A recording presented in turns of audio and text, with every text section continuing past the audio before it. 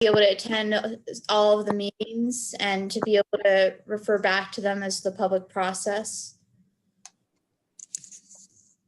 I second Excellent. that. Thank you. Thank you for. I did inform a few members from the climate action team that this would be recorded and available on the website later. Thank you. So I'm sorry that we missed that first part, but we have it recorded, recording now. Thank you. Okay, thank you. Second item on tonight's agenda, I wanted to thank you all for being here. The Climate Advisory Committee recommended to the Select Board back in September to contract with Pale Blue Dot. And one of the primary reasons was because of Pale Blue Dot's strong community engagement aspect, which they outlined in their proposal. But without you all here, that wouldn't really go anywhere. So thank you for showing up. I hope that this is a worthwhile process for you, and I hope that you all stick around through the following phases of work. Once we get complete planning phase, there'll be plenty more to do. The thing that I wanted to bring to your attention before we move on is that the Climate Advisory Committee has been working with some guiding principles to guide our work. And we decided to include those in tonight's agenda, just as an overview. Each of you will have a chance in agenda item number 10 to comment on them. And then we'll take some time to revisit them in meeting number 2. The way I see the climate action plan is a series of, or a set of near-term actions, executable things that we can do as a town that are guided by shared principles and are carried out in the context of the town's existing strategic vision. So that guiding principles part is important. And just to recap, what the committee is currently using for guiding principles are 4 bullets that you'll find in the footer of your agenda pages. 1, the impact of 7th generation, the well-being of people worldwide, and the health of the planet. Number 2, leaving our community and the world better than we found it. Number 3, fostering innovation and creativity. And number 4, acting in ways that respect the most vulnerable and impacted members of our society. So those 4 principles are what we're using, and we invite you to adopt them, modify them, add to them, whatever is appropriate. That being said, ultimately, it's the team and not the committee that's in charge of the plan. The committee is here to guide you, to support where needed, ultimately to keep the momentum going. But it's your plan, and we want to be able to support the work as necessary. So with that said, that moves us down to the next agenda, and I'm going to turn it back over to Colleen and Ted. Thank you.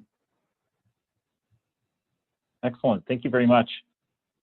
So before we do a little quick intro, I want to give you all a heads up that we're going to do an intro, then we're going to share a little bit of background information about this process, and then we're going to turn it over to you guys to introduce yourselves, share any thoughts that you want to share related to the CAP, something you're excited about, something you're concerned about, anything that you want to share, just take a minute or so.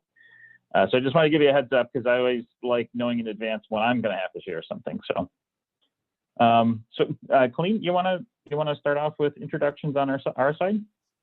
Yeah, absolutely. Hi, everybody. I'm Colleen Redmond, and in just my life overall, I wear a few different hats for specific to Pale Blue Dot. I work on our community engagement, often specific to youth engagement, but really overall engagement in general. That's my passion, and I work as Ted's partner. I am also an educator. I work in a large school district here in Minnesota, and I work with talent development, working for and seeking to recognize talent in diverse populations and underrepresented populations, and then to support that talent through their families, through the students, and through the staff at schools. I'm very excited to be here tonight. Thank you so much for having me, and excited to get going. So I'll turn it over to Ted. Great. And so I'm Ted Redmond, and I'm showing up as if I'm a phone. I am actually, if you scroll through the attendees, you'll see my face. I'm having audio problems. I'm Ted, and I am a registered architect, not in Vermont, but I am registered in Minnesota and a couple other states. An urban planner, a renewable energy planner, and climate action planner. And so a little bit about Pale Blue Dot. We founded Pale Blue Dot 6 years ago now, and going on 7. And what we do is we provide climate action planning, sustainability and resilience consulting, and renewable energy planning. We do that largely at the municipal scale, community scale, sometimes at the organizational scale. And in the last, handful of years, we've done 45 plus relevant projects in over 20 states. So just a little bit about us. And I'll pause here. You'll find that I tend to do this. If I'm talking for a lot, I like to have question marks just to allow people to say something. So if there's any comment or anything, anybody wants to throw out a question, I'll give a second. Okay. Awesome. So the next thing we wanted to hit was we have just sort of a recommended starting point for standard of conduct for meetings. This is not an absolute. We see this team as being able to decide how it wants to function, but it's always nice to just have some ground rules. Nothing on the recommended standard of conduct will be new to you, except for perhaps the first one, and we do believe in it. Let's try to have fun because what we're doing is really important together, and so fun is great. But try to do one. You'll see that between meetings we'll talk about sort of next step to-dos. Try to have that done beforehand because it'll help your teammates.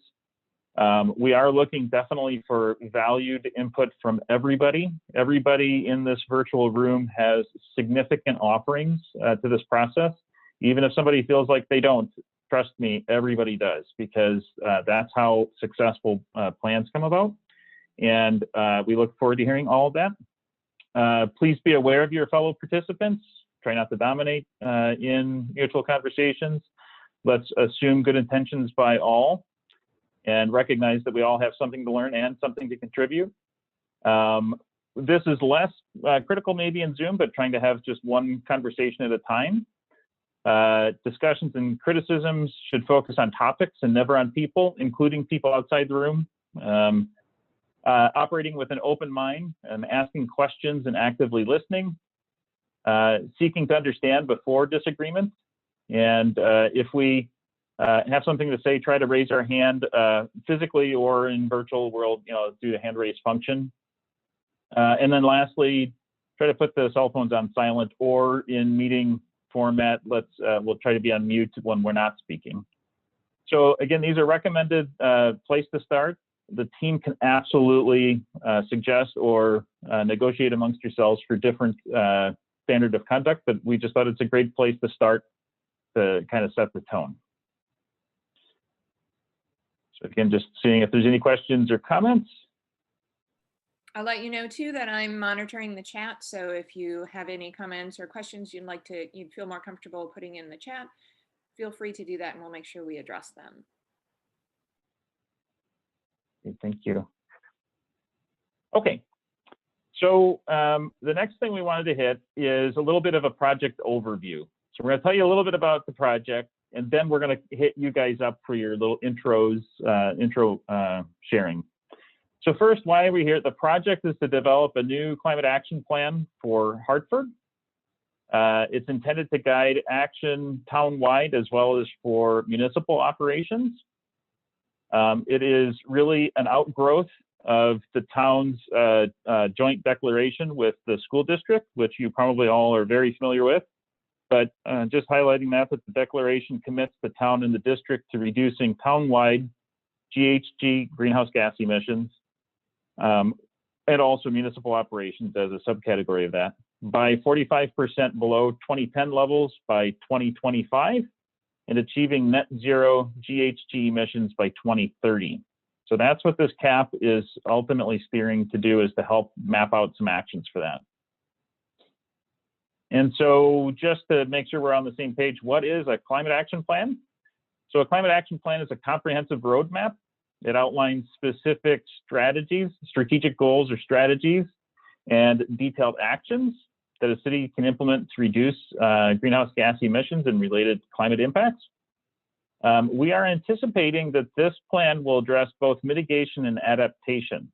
So mitigation is specific to reducing climate change impacts, and that really focuses on reducing the flow of heat trapping greenhouse gases.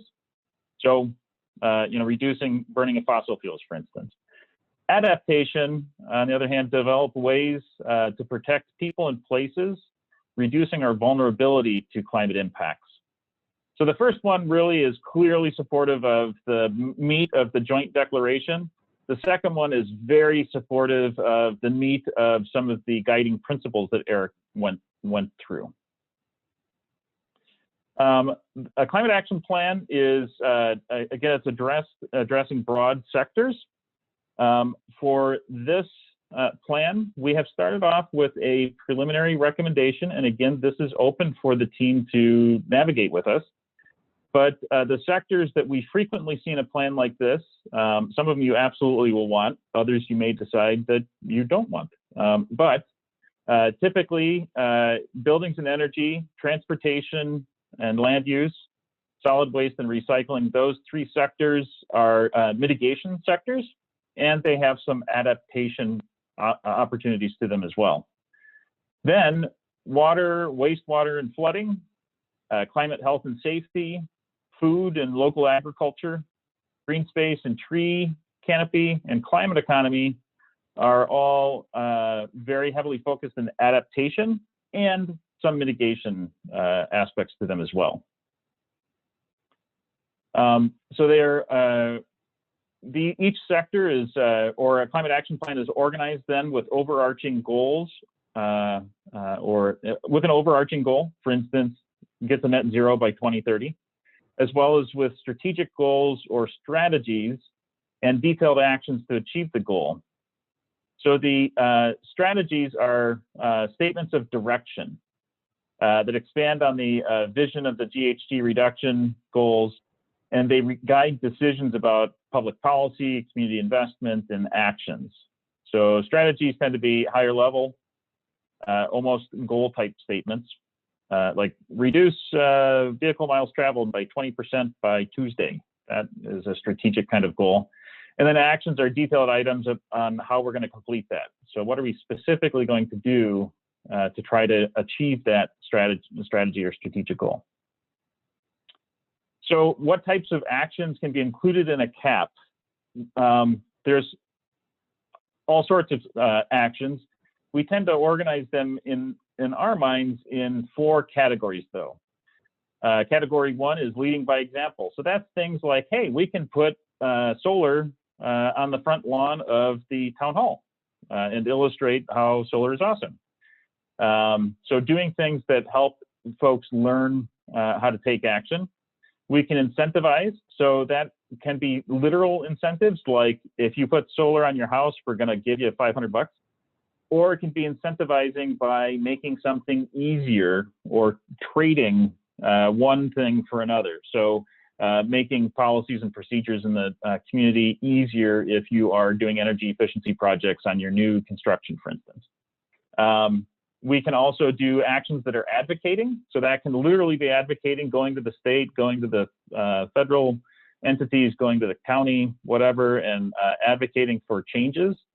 It can also be educating, advocating for energy efficiency or electric vehicles or whatever out in the public to help educate folks.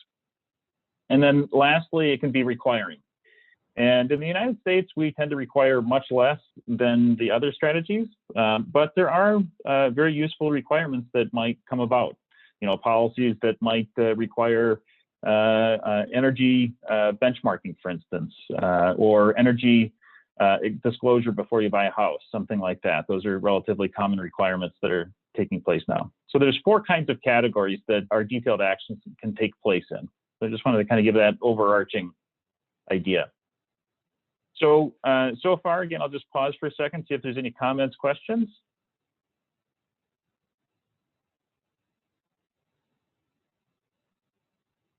Okay. So the next thing we wanted to hit is just the purpose of this team, the Climate Action Planning Team. The role of this team is collaboratively co-creating the CAP. There's lots of C's going on there. But really, this will be a collaborative process. Pale Blue Dot was engaged to create a plan, and create a plan we definitely will. We find that the best plans are ones where we are a collaborative facilitator, a partner with community members. And that's the role of the Climate Action Planning Team, to help participate directly and actively in creating what that plan looks like.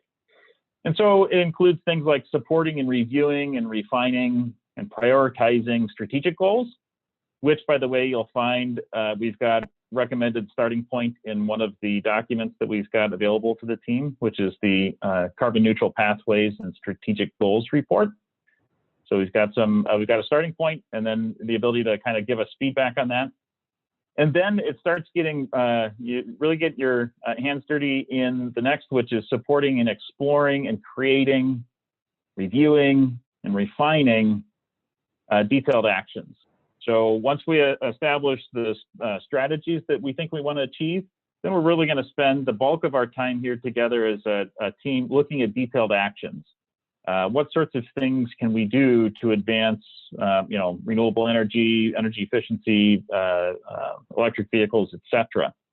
And that's where there's so much contribution coming out of a team like this, because you folks know your community. You know organizations out there, you know what people are thinking, you know resources that might exist, other partners that might be able to help in actions. So that's really where the meat of the conversation comes in, is really thinking through detailed actions. And we can always help kind of take those detailed actions and organize them by strategies and so forth. And so eventually we will come to a consensus on the plan. And our hope is that this team can also support in identifying what the community needs to be empowered for near and long-term implementation. So just ideas about, hey, thinking of roadblocks as we go through these things. What are the roadblocks? What can we do to help empower community members to actually step forward into implementing these plans? And then lastly, as the plan kind of comes to an end, and hopefully we all get a consensus on we've arrived there, the ability to just sort of help communicate that plan and the consensus of the group in that plan. And that can take all sorts of forms. Some folks actually go out and literally are they're really engaged in it, and they want to talk to their community members about the plan and so forth. Or it could be just, maybe making sure that you write a letter to the town leaders to illustrate your support for ratifying it. Or none of the above, right? It's open to you. So now your turn on introductions. We're going to circle back to introductions. Now we have a sense of kind of what the team is and kind of what the task is. We'll get back into more how we're going to do that. But we wanted to give everybody a chance to do introductions. And we're looking at if you can, oops, that came out of order. First, tell us your name and affiliation. So, I'm a resident, I'm a business owner, or maybe you're a representative of a group in terms of this CAP team.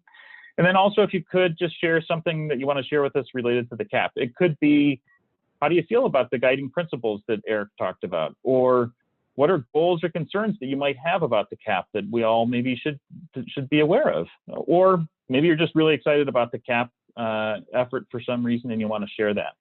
So just an opportunity to give us a window into each of you, if you will. So with that, I never know if we actually all see the exact same list. So if it's okay, I'm just going to call folks out in the order that I see. And actually, Eric is the first one. And Eric, you did introduce yourself, but perhaps do you want to just share a little bit? Share a minute? Sure. Thank you, Ted. I think you've heard a bit from me, at least in the context of the guiding principles, which I think are really, really important and have been really helpful for the committee.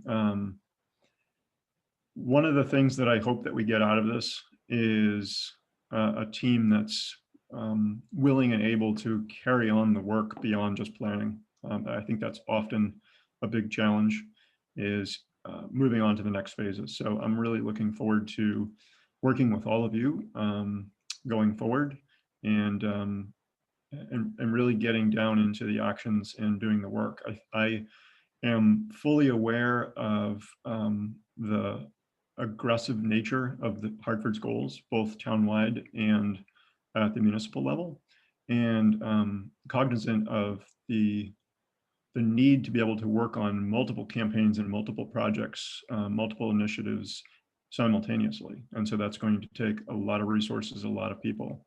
I think there'll be a little bit of chaos at times, but that's not necessarily the worst thing either. So I'm really looking forward to moving through planning and beyond planning to implementation, frankly. So thanks again for all of you being here tonight. Aaron?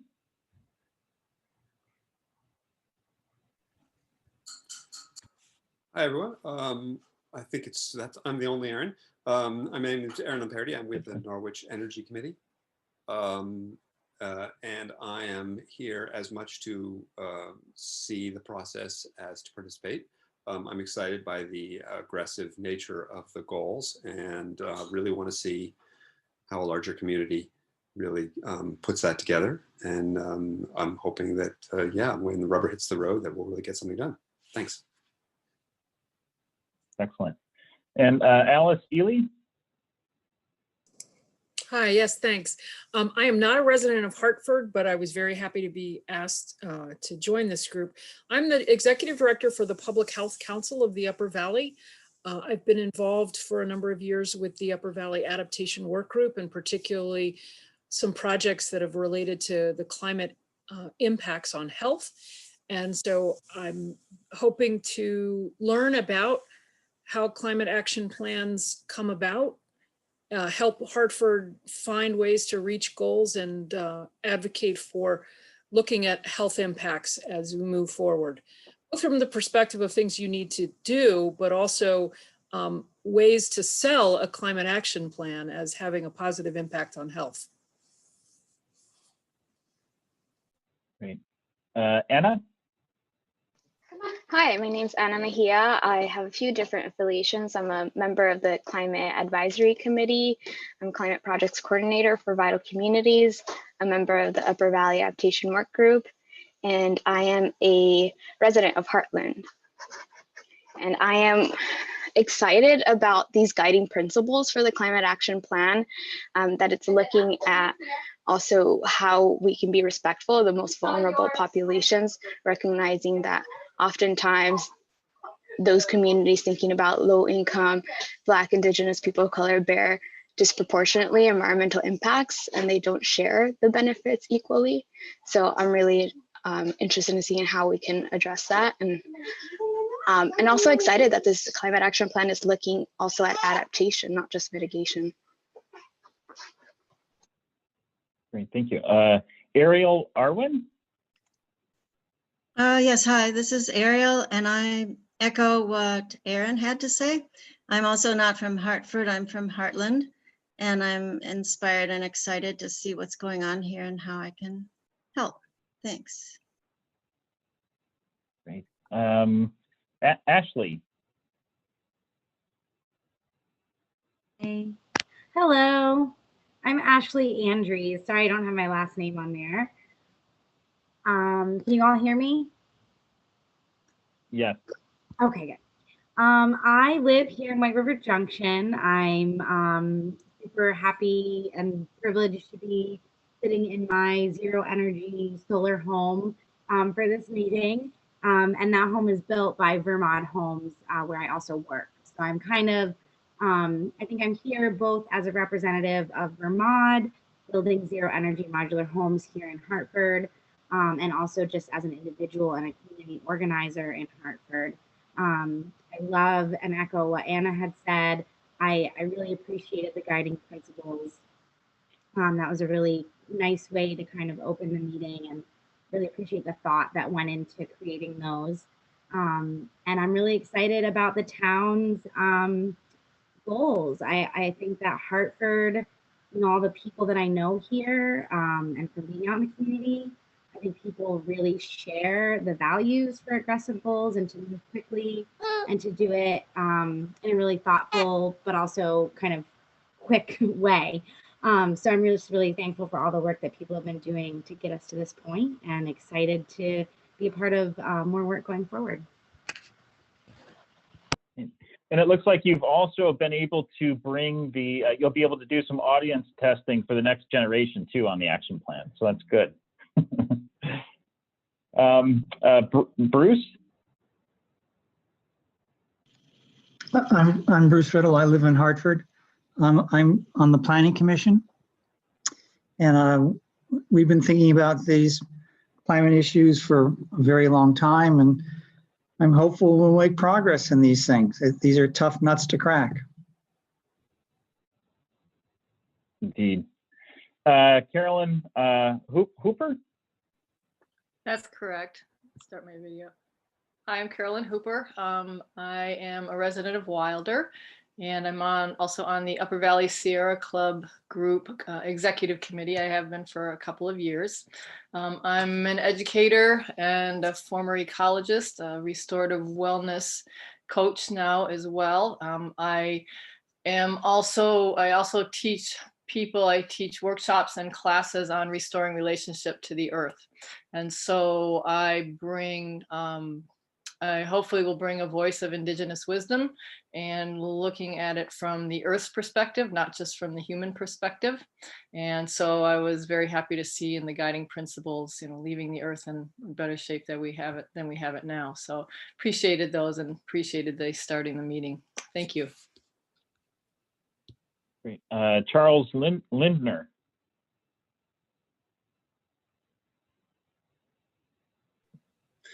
Yes, I'm Charlie Lindner. I'm also on the Norwich Energy Committee, and excited to be part of the process and really see Hartford as kind of trailblazing, and hope that there may be some ways to think about how multiple towns might work together to help achieve these goals together. That's a great idea. John Reed. Hi, yeah, I'm a resident of the village of Queechee in the town of Hartford, and I'm on the Planning Commission, and I'm also the liaison between the Planning Commission and Resilient Hartford. As far as the Planning Commission is concerned, we're trying to create an environment that will stimulate the development of housing in this area, because we need to add jobs, and we can't add jobs if people don't have a place to live. And I'm concerned that the net zero target doesn't have the effect of stifling whatever motivation there is for developing housing. And on the Resilient Hartford side of things, we are focused on taking actions or encouraging actions within the town that help protect the town's residents. In particular, I'm concerned about what will be the result of climate change on extreme weather events. The predictions are that those events will increase in not only number, but also in intensity. And we need to protect our town residents from that. With those two focuses, I'm happy to participate in this exercise. Great, thank you. John Booten, I'm sorry. you're getting close. It's actually John Boughton, which is fine. Oh, So I'm on the planning commission. I'm a retired forester, still licensed. I used to work for the state of Vermont as a county forester. As I said, I'm on the conservation commission. I like John Reed. I'm also on the an ad hoc, not an ad hoc member of liaison member of Resilient Hartford. I think the guiding principles are right. I'm really glad to see that fun is kind of coming up on top of the list, although it's not actually listed there. That's key. That's really important to make this work. I'm impressed that this is a really ambitious project. So I think there's going to be a lot to learn. I'm definitely interested in learning and in hearing from other people. And this whole issue of climate change and scarce resources is something that I was, kind of really brought aware of. I'm going to go back in here to The Limits of Growth, was one of the books that I ended up reading when I was in college. Related to the forest, I felt that it was important for me to step up and participate because it's essential that we keep our forests as functioning ecosystems, as functioning perhaps as beings, and that we begin to understand how they work and what our impacts are on them. We practically are part of the forest. It's not that we live in the forest. We do live in the forest, but because we live in it, we are an integral part of it, although the forest might do very well without us. And so seeing how the forest, what we can ask of the forest to help us work our way through climate change and slowing down adverse effects that we humans have on our environment are important to me. great, thank you. Carl Chemnitzer. Hi. Thought I turned on my video. I guess it's not working. So I'm Carl Chemnitzer. I'm in the town of Heartland. I'm on the Heartland Energy Committee. And I have worked for several years now with the Vermont chapter of the Sierra Club on clean transportation. And a few years ago, it was a lot of emphasis was placed on electric vehicles. The last 2-3 years, I've been working more on bicycles. And now I'm a member of probably half a dozen different organizations around the state of Vermont, including V-Bike, which is out of Brattleboro. And I think the guiding principles are pretty good. I'm kind of used to stuff like that. Sierra Club has a lot of guiding principles also. And if people don't mind, Sierra Club, the Vermont chapter, is also putting on hosting a community conversation tonight at 7 with Becca White on transportation. So I'd like to jump off just a little bit early to catch at least the last half of that. Thank you. Great, thank you. Kim Cork. Hi, it's I'm Kim Quirk, and I'm a resident of Enfield, New Hampshire. And so maybe I might be the only New Hampshire person here, but not too far away. I have an engineering background and have been working in the solar design field for over 10 years now. I'm currently with, started my own company, but now currently with Revision Energy. Revision Energy does solar installations, so air source heat pumps, and various anything we can do to help people reduce their fossil fuels.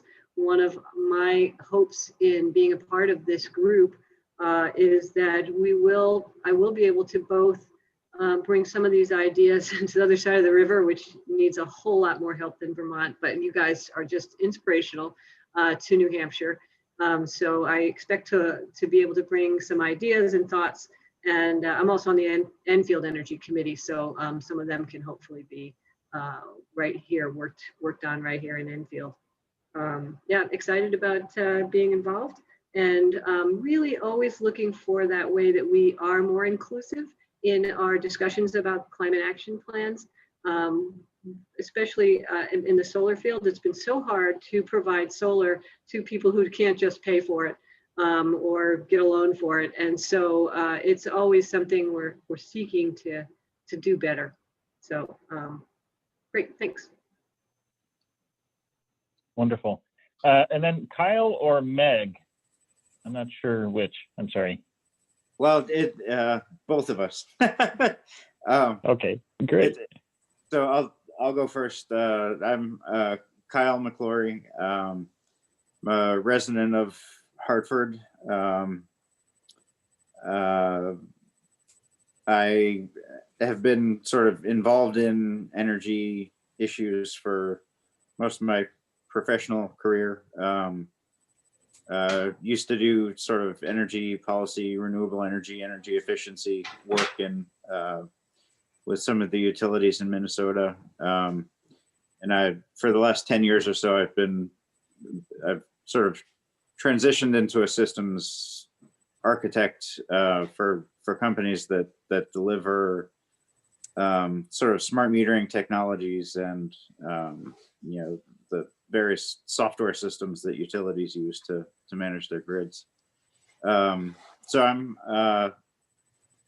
excited to be part of this, and I think the guiding principles are right on, and I actually wasn't aware of the sort of aggressive magnitude of the town's goals, and I think they're appropriately aggressive, and I'm sort of excited to see if we can sort of help that happen. I'm Meg McClory. I'm a Hartford resident and a student at Hartford High School. So I'm excited to hopefully learn and bring a student's perspective to this group. Great. That's crucial. So it's fantastic that you're here. Thank you. Let's see, I think Laura Perez is next. Hi, I'm Laura, and I'm here as a representative of an agency based in White River Junction, the Special Needs Support Center. And most of my career has been working in social services with vulnerable and marginalized populations. And I really appreciated the guidelines and the framework that were provided, all of them, but especially what resonated for me was the lens of creating a plan that will support marginalized populations who are more severely impacted by climate change. And at the Special Needs Support Center, many of the adults and children who I work with have chronic medical conditions that really do, that they are at far greater risk for impacts from climate change. So I think this is wonderful work. And then just on a personal note, I'm a Bethel resident, and I have a 10-year-old son who's a pretty radical climate change activist. He's a member of the Extinction Rebellion, and he has really opened my eyes to a lot of the importance of this work. And so another thing that really draws me to this big commitment is to support the vision that my children have for a brighter future for themselves. Great. And then Laura Simon.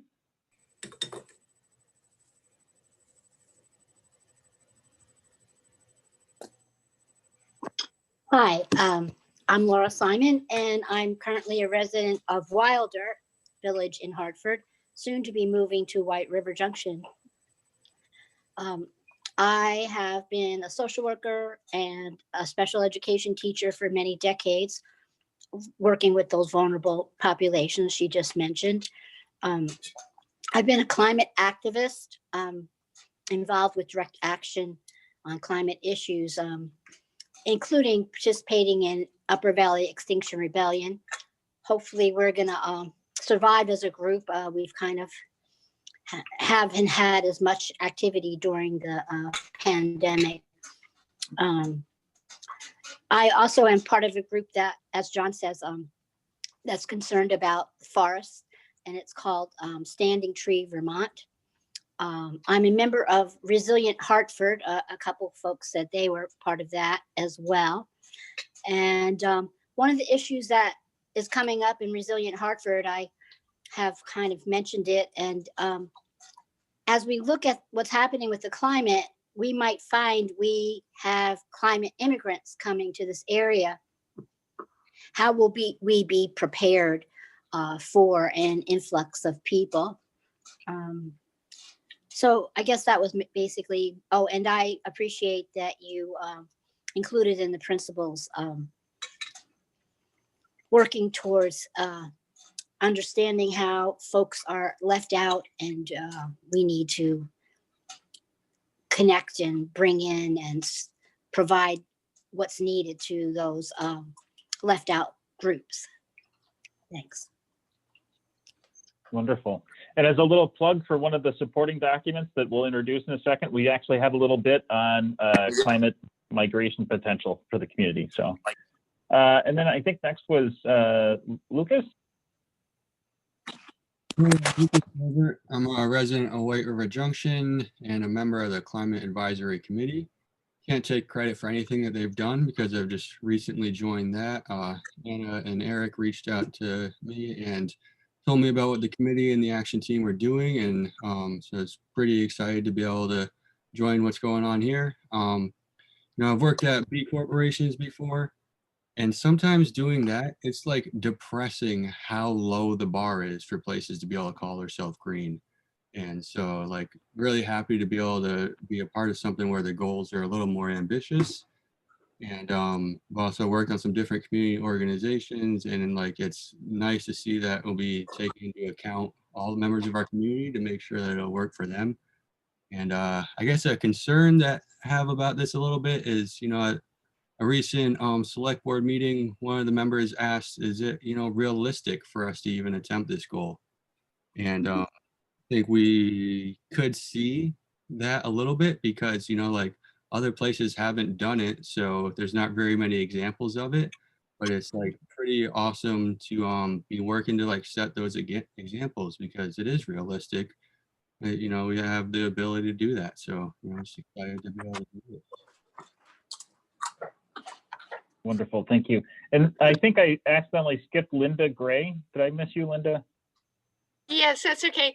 I am a third member from the Norwich Energy Committee, along with Aaron and Charlie, and I'm very excited to participate in this process and hopefully like learn both the substance and the process aspects of what Hartford is working on, because I would very definitely like to carry this to our town as well. Thanks. Wonderful, thank you. And then Liz, I think, Storn? Yes, hi, I'm Liz Storn. I am a resident of Wilder. I also happen to work remotely for the University of Florida's Office of Sustainability, where we are working on revising our 2009 Climate Action Plan and making it current. So all of this resonates very strongly with what we're doing. So I'm really excited to be giving back to my community and participating. I also have 2 young boys, and my 7-year-old has been asking us all to please turn the lights off more, so that way the winter will stay colder and we can ski some more. So I'm really happy to be supporting him and his goals as well. So I'm happy to be here. Excellent. Mary.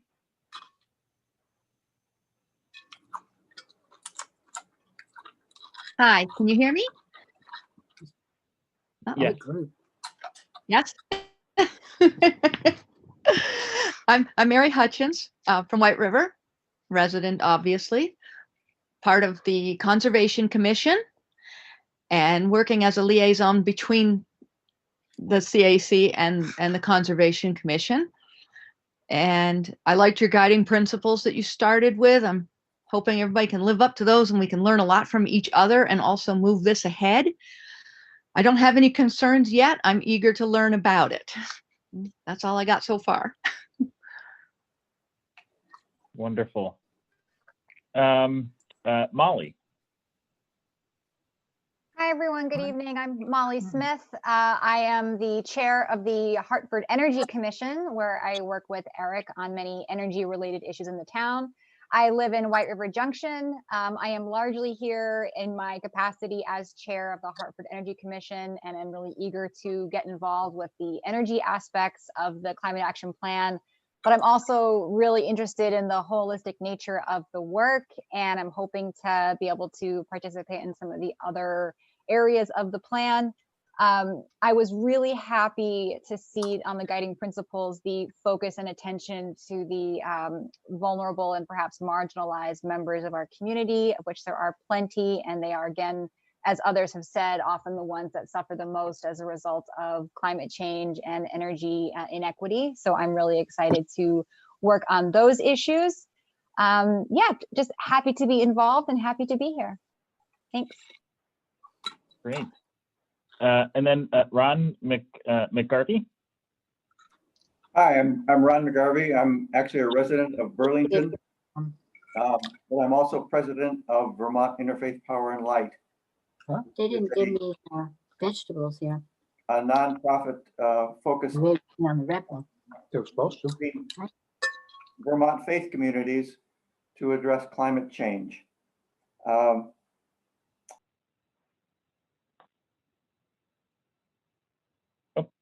Were you done, Ron, or did you accidentally get muted? Sorry, I said I've retired. I'm previously worked for Efficiency Vermont as Director of Residential Services. So I have some experience with energy efficiency programs and statewide services. We have, as Interfaith Power and Light, kind of a narrow focus from your perspective in the sense that we are dealing with faith communities. And my understanding is there's not a lot of physical faith communities in Hartford, but one outcome of our efforts is to help the members of these communities also address energy efficiency and climate change in their own homes. So it's an honor to be asked to be part of this, and I look forward to this very ambitious plan that you have. Thanks. Great, thank you. And then Toby Kravitz. Hi, yeah, I don't have any expertise in any of this, like a lot of the folks speaking earlier. So I have a lot to learn. I really haven't been part of a collaborative effort such as this. I'm recently retired. Climate change is certainly a big concern of mine. I think the goal for Hartford is aggressive and appropriate, and I think it requires all hands on deck. So I jumped on board. Great, thank you. And I will definitely reiterate that I am absolutely certain that everyone here in this virtual room does have expertise that will absolutely be important in creating the CAP plan. So that I'm certain of. Is there anybody that I missed or didn't have a chance to go? Well, Ted, I was going to just introduce Rebecca Owens, and she had to step out. She had a meeting at 7 tonight. So she didn't leave her bio in here. I'll just go ahead and read it for all. I live and work in Lebanon, New Hampshire. I'm a planner for the city, and one of my responsibilities is transportation planning, including as relates to climate mitigation. Previously, I was an environmental sustainability consultant and program manager with experience in LEED, ISO standards, and organizational management. She says, thank you. It is exciting that there is inclusiveness of surrounding communities in this process. Great, thank you. I'm sorry that we missed her. Okay, thank you very much for that. It's wonderful to get a sense of the group. It's a really impressive group. Everybody's got great passion and a lot of actually great experiences around here too. So thank you for that. Okay, so next, we just wanted to kind of overview sort of a higher level sense of the process to give you a sense of what's coming. So we have the CAP planning team that we just all have a sense of who's in the room now. And what we're going to do is we're going to organize our team into sub-teams by CAP topic. So those topics that we talked about, we're going to have everybody organized into sub-teams. And we're going to break everybody. You're going to try to select 3 teams not try, you will select 3 teams, one in 3 different groups each. And the reason why we do the 3 groupings is it's going to help us do breakout groups in the future. And so right now we have planned a total of 7 meetings, this being the first one.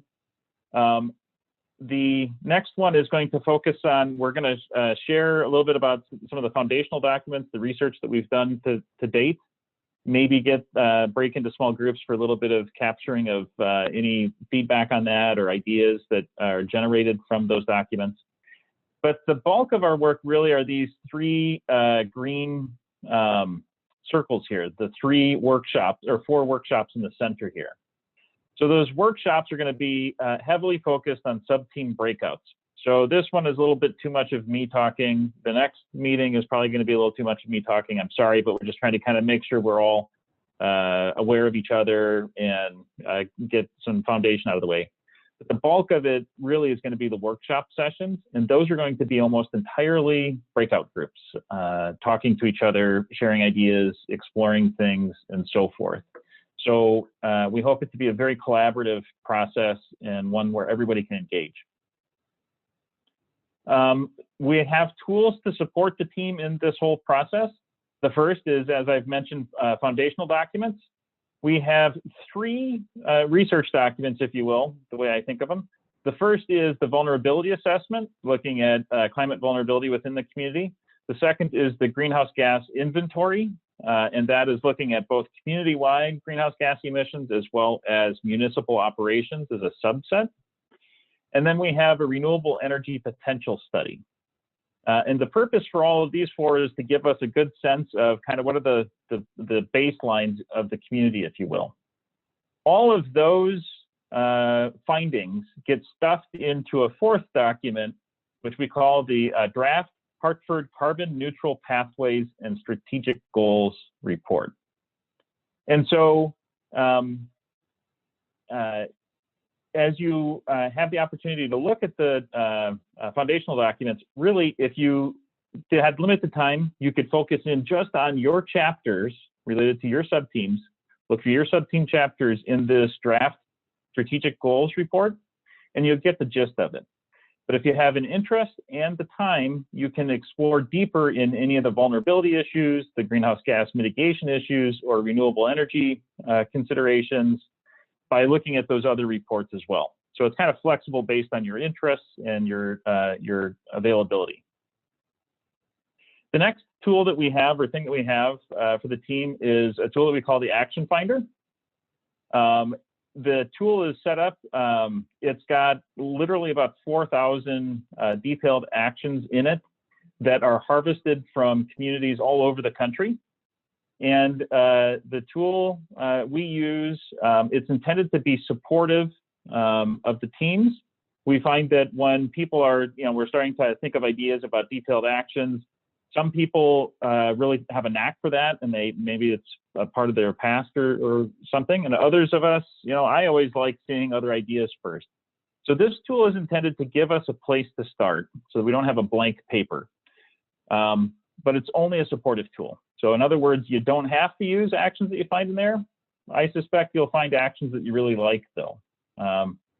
So it's a searchable Excel-based document, and we will go through this in our next session. We'll do a little training on it, but it's highly searchable, so you can search on keywords. You can search based on communities that have that action in it.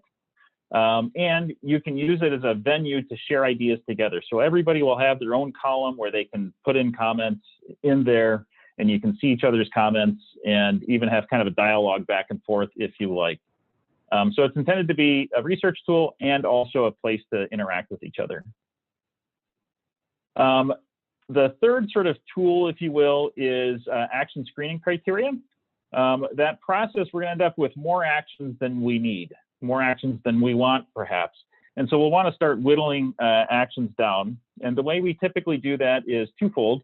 One, we will be able to model and provide some suggestions related to impacts of mitigation or our experience in terms of adaptation successfulness, that sort of thing. But most importantly, we want to make sure that the actions that we end up with are as rooted in the community as possible. So what we tend to suggest is we will be able to review all of the actions against some selection criteria.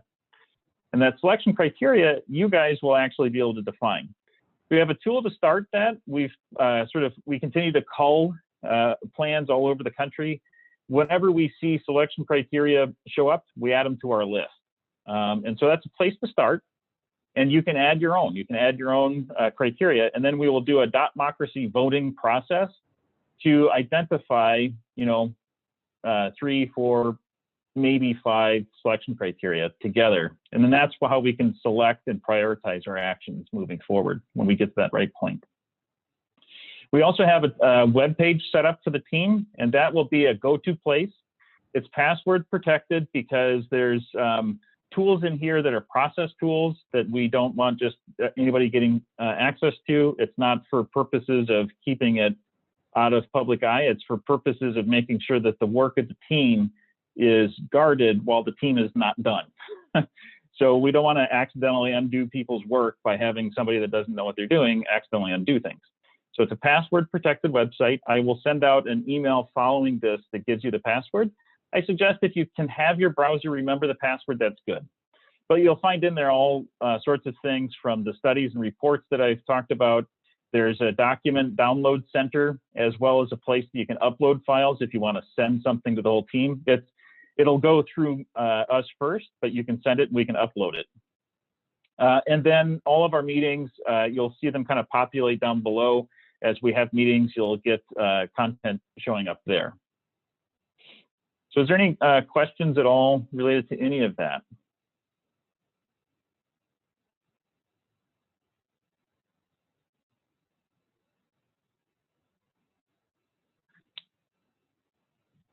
So we're at the last item for myself, and we'll turn it back over to Eric. And the last item is just next steps. So there's 2 things if you can do as a next step. The first is very important and critical, actually. If everybody can please sign up for the 3 sub-teams. Again, 1 sub-team in each of those 3 different colored groups. And again, we'll follow up with an email, so you'll have a link and everything. But if you can please do that, that would be awesome prior to our next meeting, so the next week or so. The second is if you have the opportunity to review the foundational documents prior to our next meeting, that would be great. Again, if you have limited time, what I'd suggest is you can just go to the draft pathways and strategies plan and look at just the sections related to your 3 groups. If you can do that, you'll have enough to get going with your groups. And again, if you want to get deeper, you can read all of those plans or skim through all of those documents as you wish. While you do that, by the way, if you have any questions, thoughts, feel free to contact us at any time. So you can definitely contact us. So that's all I have, and I'll just see if there's any questions again.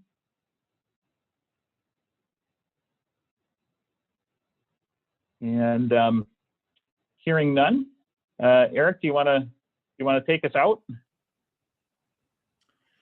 Thanks, Ted. I'm sorry. Go ahead, Laura. Sorry, I have a question.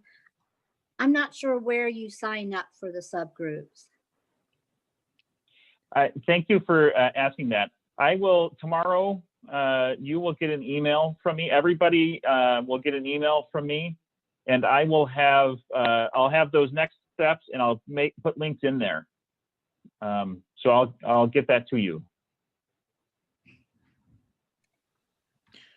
I just wanted to ask this question. So you want each of us to sign up for one sub team in each group, as opposed to one sub team total? Is that correct? Yeah. What if I can actually? Oops, I'm sorry, I lost my screen here. I'm going to share the screen again because that is a superb question, and it's kind of confusing. I need to figure out a nicer way of phrasing it. But if you guys can see my screen here, so this is the sign-in spreadsheet, and I know this is really small. I'm sorry. Hey, Ted? Yes. I was wondering if it would make sense just to sign in to the website, to the team website, and actually look at it there, and then maybe take that opportunity to show some of the other resources that are there that we've talked about. That is a lovely idea.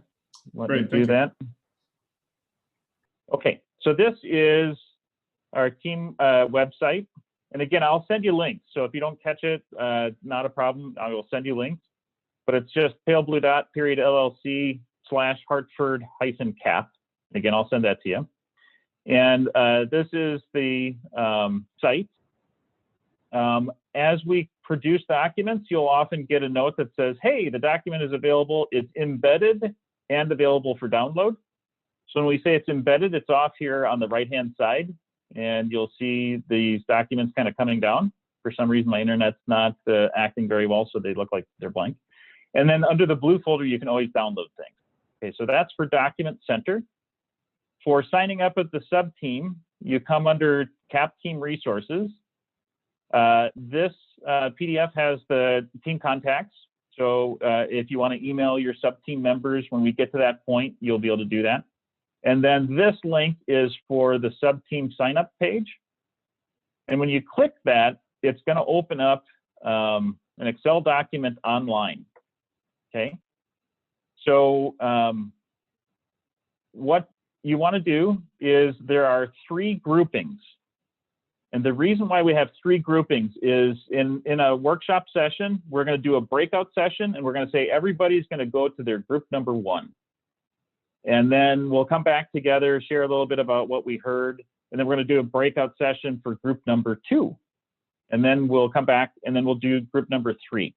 So by putting your name only once under each group, so there's a green grouping, this group 1. Under the green group, there is transportation and land use, waste management, and local food and agriculture. So under group 1, unfortunately, you can only sign up for one of those. That doesn't mean you can't be involved in the others. You can definitely monitor and participate in it. Just when we do the sub-team breakouts, you won't be able to, you can only be in one spot at once. So you sign up for one of those teams under group 1.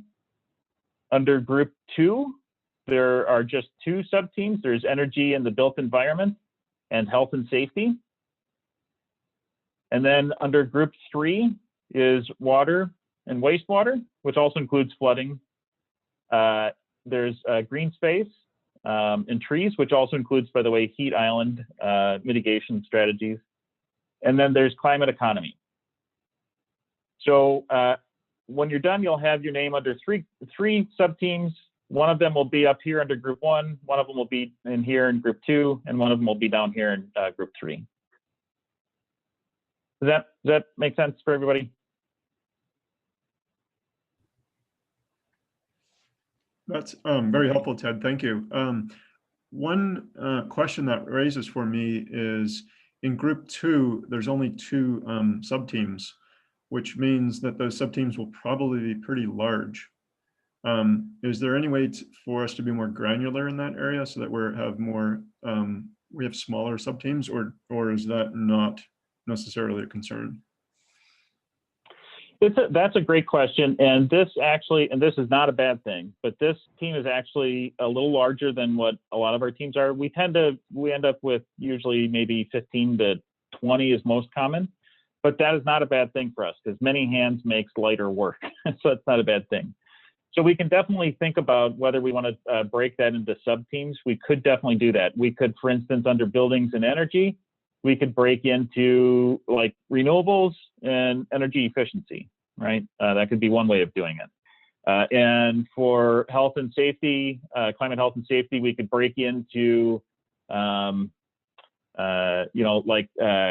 broad adaptation strategies and strategies related to like extreme heat and weather. Or we could have vulnerable population focus and infrastructure focus, for instance. So we can definitely break into smaller teams if we wish. Just to kind of give you a sense, the reason we do usually crush those two into larger groups only because you will find when we get into the action finder and we start talking about the issues, there are 3 topics that have action intensity. The first is buildings and energy. There's a lot of action potential in there. The second is transportation and land use, and that will definitely be a big lift for us because that's going to be our heaviest emission that we want to deal with. And then adaptation or health and safety. Those tend to have lots of actions to think about, so a larger team is not a bad thing to have in those categories.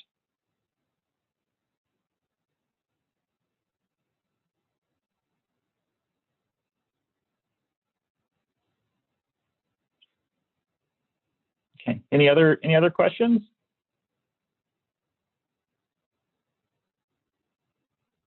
Okay. Eric, I think it's back to you. All right, thank you, Ted. So I guess I should open it up to any members of the public at this point that haven't volunteered for the climate action team. If there are any comments from the public.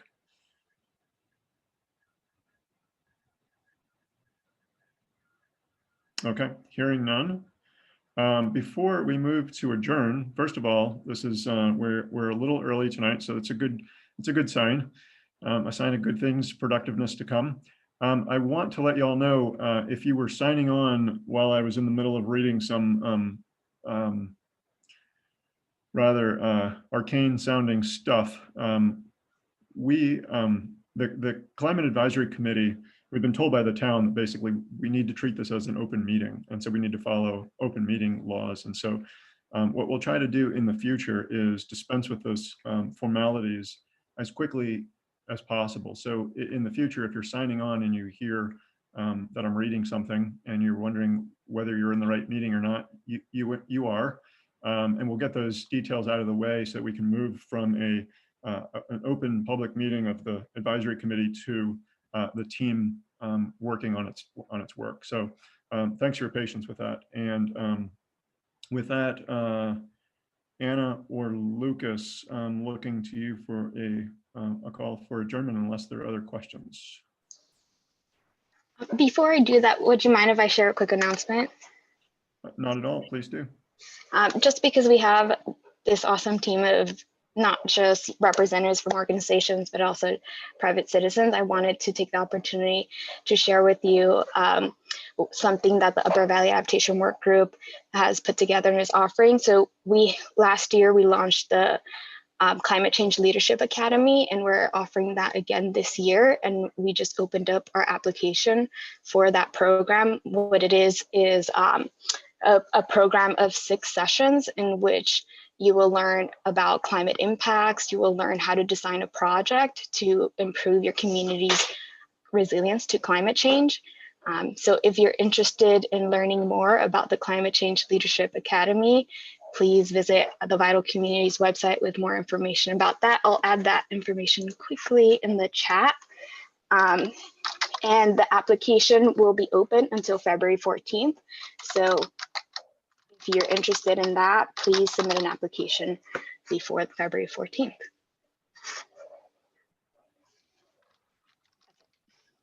Thank you, Anna. Eric, I have a question. John Boughton. Yes, John.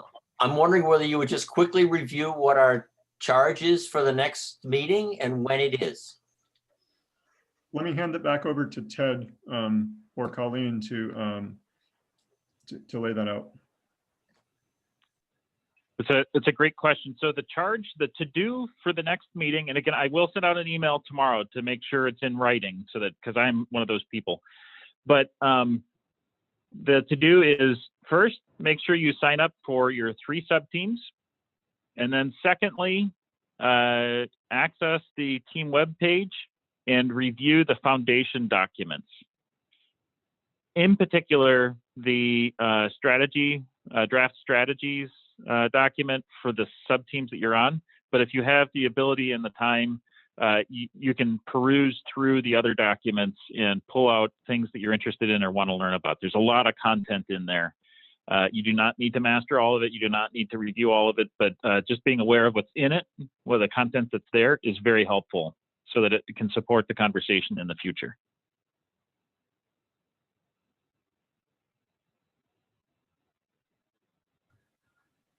Thanks, Ted. Any additional questions, comments?